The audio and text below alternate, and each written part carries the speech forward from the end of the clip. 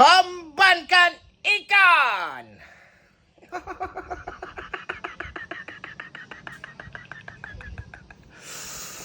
Jadi Wak, cerita hari ni kita nak masak ikan sembilang kenderap Wak. Ini ikannya sudah kita kenderap selama 2 hari, tapi kita masukkan ke dalam freezer Wak. Bahannya ini aja Wak ya. Daun limau, daun salam, daun kunyit, bawang merah, bawang putih, lengkuas, halia, jeruk nipis, lada muda. Jadi kita lanjut lagi masak Wak.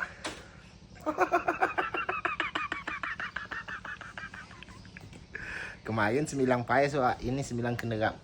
Hembankan kuali.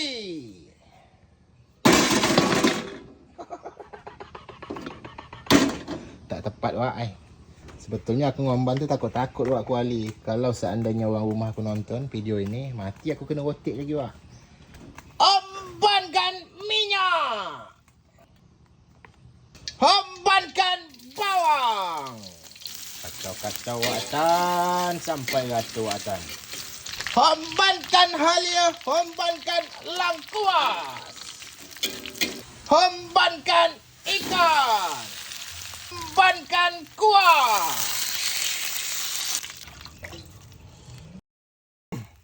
Memang agak banyak Wak butuh kuahnya Wak. Sebab ikan sembilang ni agak lambat dia punya masak.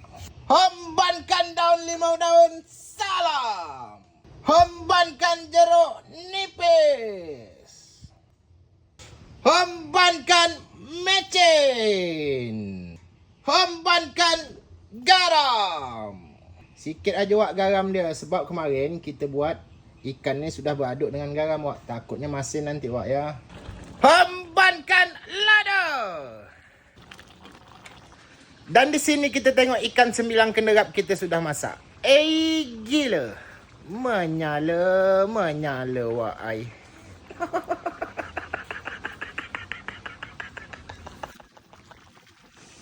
Gila Wak, bapak-bapak sedap ni Wak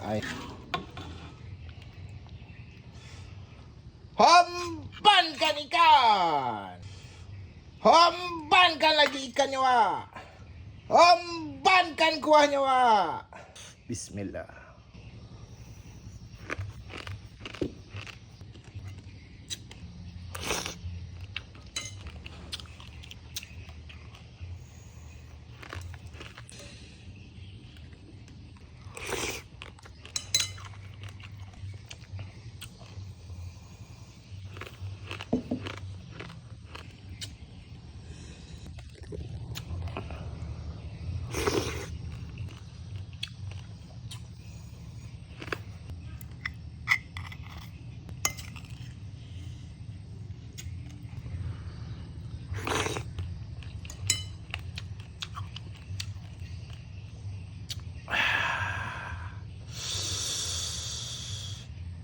Gila Wak.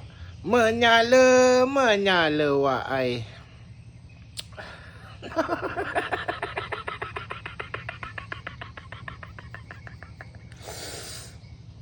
Memang sedap memang pulaknya Wak makan macam gini.